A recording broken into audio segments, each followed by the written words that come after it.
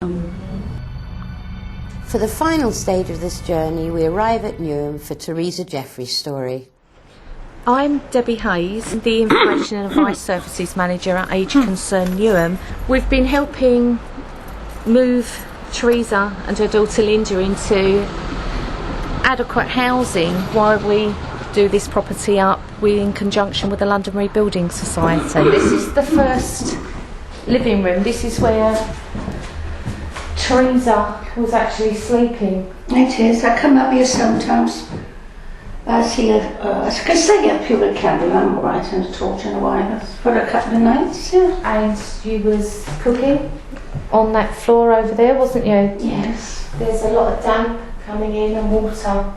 I came round and had a look at the property and was in quite shock, wasn't I? Yes. They've been living in this type of property with absolutely no services at all, no gas, no electricity, no water supply, no toilet. To get any type of water, you was laying on the street floor. So I could go to the main water supply where the street is, put my hand down the main hole, turn it on from the valve, get a small amount of water. I get a tiny trickle at my tap and I can refill up the bottles a tiny bit and do a little bit of washing up. Remember, it took ages to wash up 1 cup. That's right. And through that happening, I could flush the outside toilet just to keep that clean. So once, twice a week we go to the showers, but that was sometimes an inconvenience. So otherwise we had to sort of like put up with our hovel. We just sort of like found some sort of way of adapting to these conditions, and what we basically did was keep moving our bodies to keep warm. And nobody would register you while you was at this address? No, not at all.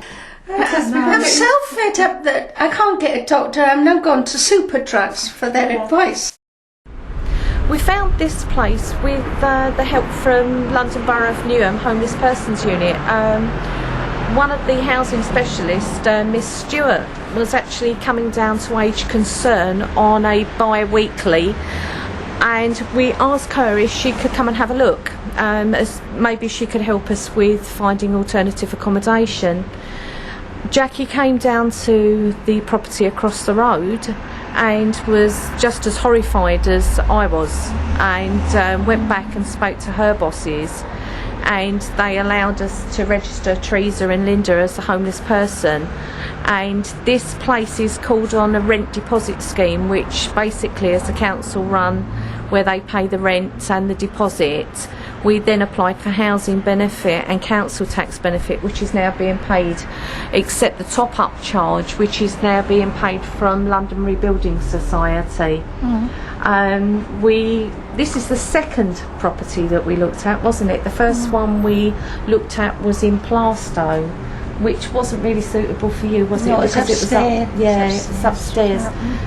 You've got cataracts, haven't you? So the stairs was quite steep, yeah. But this place is ideal, isn't it? Just for a temporary basis. Oh yes, it is. To approach services when you're feeling vulnerable or bereaved or physically impaired or whatever your problem is seems to be the last insurmountable wall. Absolutely daunting, terrifying, something you can't do. But Age Concern is just nothing like any of that. And people like Anne Mather give you all the advice and proper help you need.